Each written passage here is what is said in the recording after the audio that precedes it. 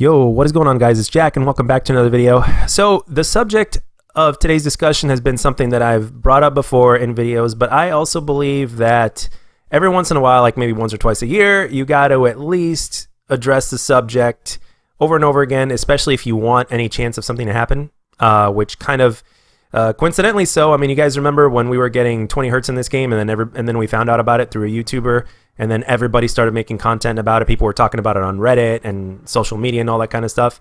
And then the very next day we got 30 hertz, and then 3 days later after that we got our full 60 hertz. Go figure.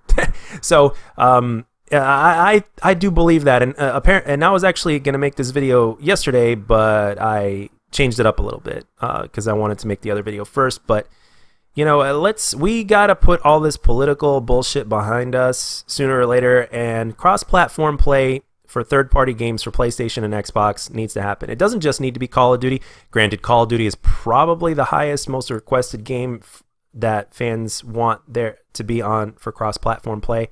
In other words, regardless of which console you play on, you can play online with PlayStation and Xbox owners. The playlists are going to be bigger, the connections are going to be a little bit more consistent, and God knows Black Ops 4 could use more consistency. As a matter of fact, Call of Duty as a whole could use more consistency.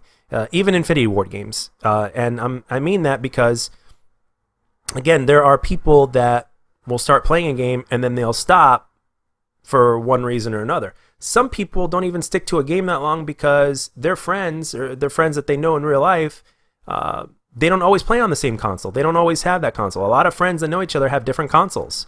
So that's another thing as well. You got to consider those people, even if they are a minority compared to the whole big number here. You got to consider everybody. You got to try to make as many people as possible happy. Sony and Microsoft both try to do this every single year at E3. And as you guys know, Sony's not going to be at E3 this year. So, but in terms of COD, like I mentioned in the previous video, it's not going to really affect COD in that much, if any, at all.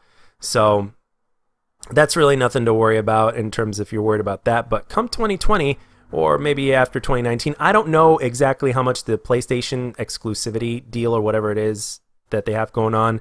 I don't know how much longer that's going to last. I don't know if that expires after Black Ops 3. I don't know.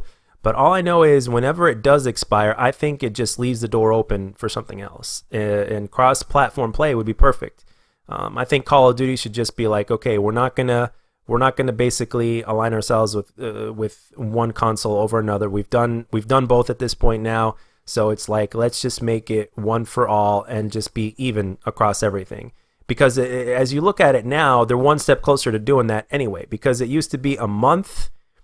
It used to be a month apart in terms of exclusivity and DLC and all that other bullshit, and now it's just a week. So it's like, well, let's just make it at the same time now after this contract expires or whatnot. So I think that is something that is bound to happen, especially if we as a community, not just content creators, but as fans, if we keep pushing for it, sooner or later it's going to happen. And the thing is, consoles are slowly starting to become like PCs at this point. So, I mean, if consoles go from anywhere from, like, let's say $500-$600, or dare I say it, maybe even more now from now on after, you know, PS5 or an Xbox 2 or whatever the hell it's going to be called releases, that's around the price range, at least at release, that those consoles are going to be released as, I think, at least $500 or $600.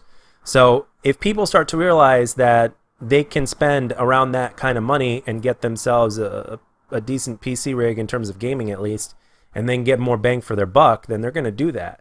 So I think cross-platform play is at least something that's going to keep people interested, at least to a certain extent, on console. I'm not saying it's the end-all be-all. I'm not saying it's going to make the biggest difference. But I will say, as of right now, where we stand, it does make the difference. And quite frankly, it's a long time coming. It's something that should have already happened by now.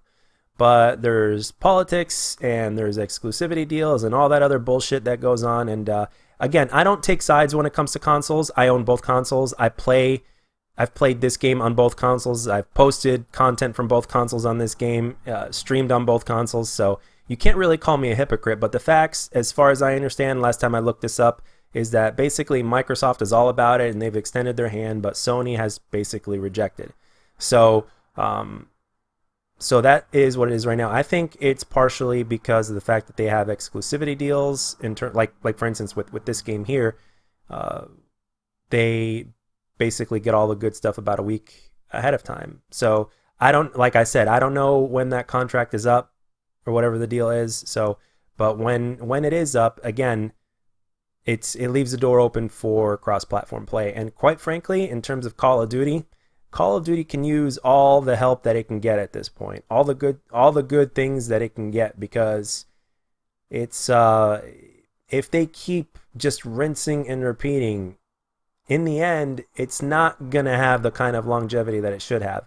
I mean, it might for like a month or two, but then after that, it's gonna like not exist. I mean, within the next few years, if COD keeps on going this way, the way I see it is, it's still going to be making the same kind of money in terms of first day sales or whatnot, but then after that, after about a month or so, people may stop playing it, and the online numbers are going to be down, and it's going to rinse and repeat. And then after that, people are going to be like, well, why would I spend $60 on a game that is only going to last me a month?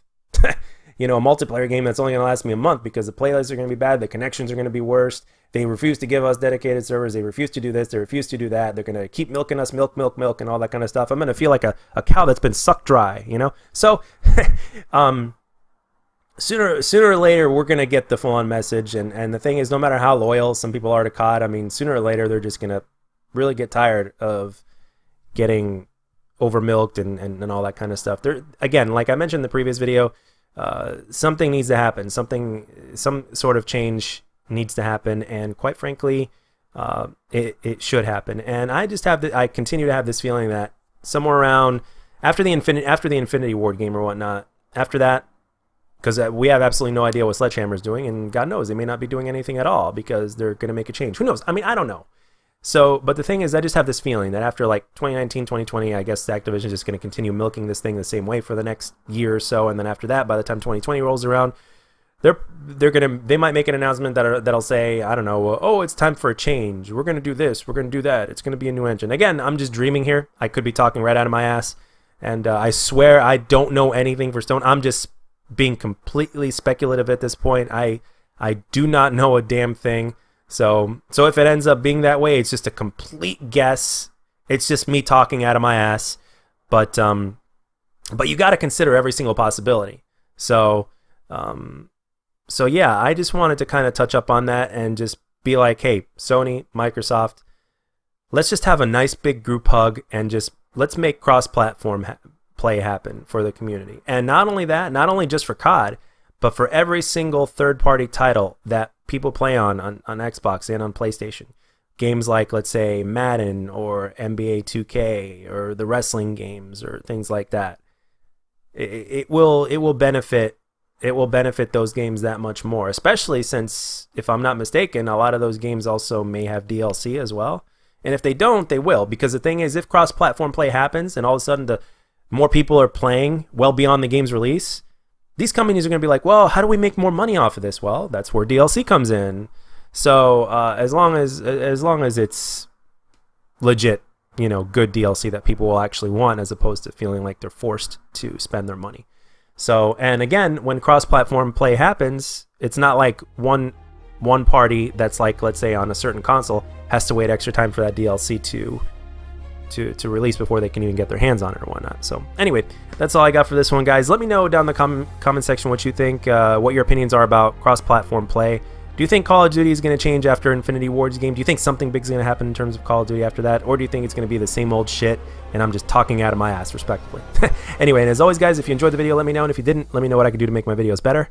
I'll catch you guys on the next one.